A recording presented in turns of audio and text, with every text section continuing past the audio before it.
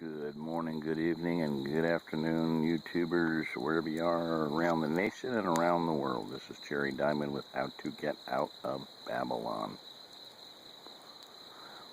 The reason for the lines in that fire is there's a catwalk grating in there. I'll light it up with my Streamlight Stylus Pro. A little bit better, there you go. There's a, looks like a cast iron or a heavy metal grating under it, probably made for cooking, barbecuing. But a piece of what I call catwalk grating. It's standard. It's catwalk, you know. That makes a great grill. We have cooked a lot of steaks on grills like that, bigger ones, but where you can build the rocks about 3 foot long, 2 foot wide, makes a nice grate. And you can stack them on rocks, put them on logs, whatever, and do your cooking on them. Also, expanded metal, that diamond-shaped pattern stuff is really nice. That thing there is rounded. It's like a half, more than a half circle, but it's got a flat surface on top, and then it's got two angle irons on the side, and that's what they use that for. Is you can stuff coals in it or put it against the fire and put a pot of coffee on there or whatever to keep it warm. But that stuff is good to cook on too. You just burn it off, clean it off, scrub it off, whatever your personal limits and requirements are. But you can cook on it. It'll cook just fine. So just a little couple little ideas there. This is the remnants of an upside down fire built with punky wood. You can see that whitish stuff there is punky on that one to the right there, and then the one to the left is, you know, it's just punky light wood. So this fire burned very fast. Some of the stuff is reject from a firewood cutting operation. That see that one on the far right there, the round one, that's got punky material. It's rotted, it's decomposing, and it doesn't burn well at all for any length of time. It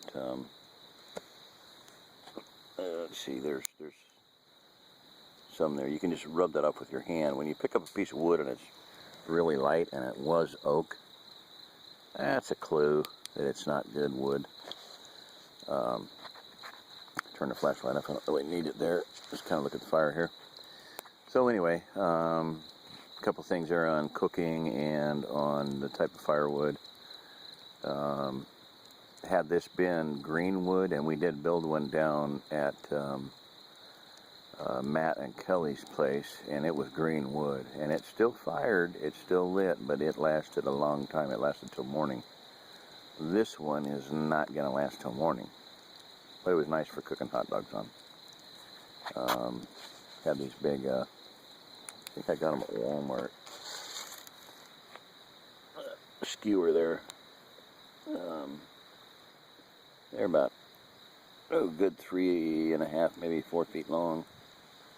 And you can get, let me see if I can get it over there a little bit more. I'm not going to. Hold the light in my mouth, turn it sideways so you can see it better. There you go. You can get, you could probably get 5, 6, 7 hot dogs on there. Chunk of meat, you know, chunk of deer, chunk of turkey, whatever you want to cook, it'll cook it. So, anyway,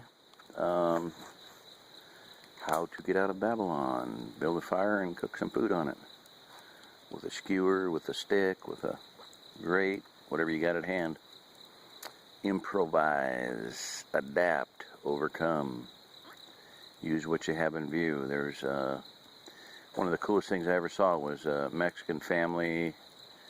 They moved into a duplex that we were in, the other half of the duplex.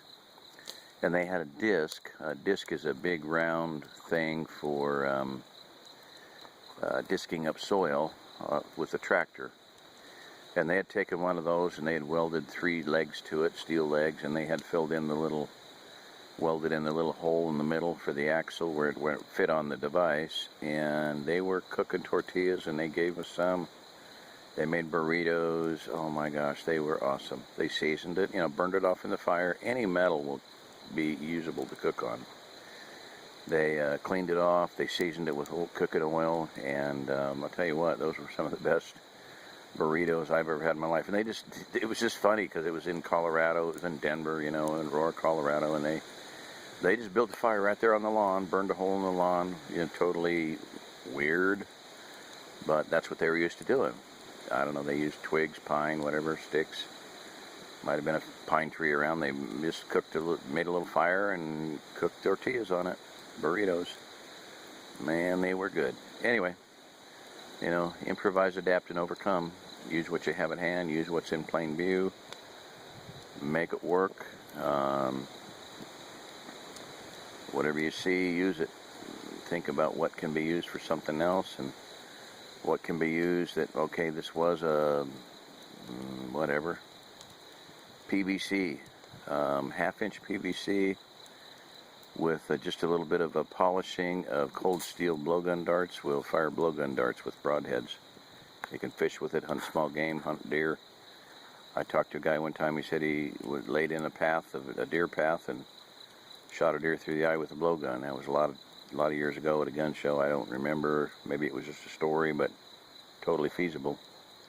You can get food in a lot of different ways. Birds, wild game, with just a blowgun or a sling bow, which a lot of people are making now and using. Talked about that a little bit way back when.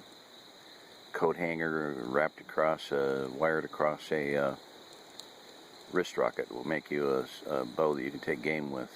Whisker biscuits, there's a lot of people using because they hold the arrow in.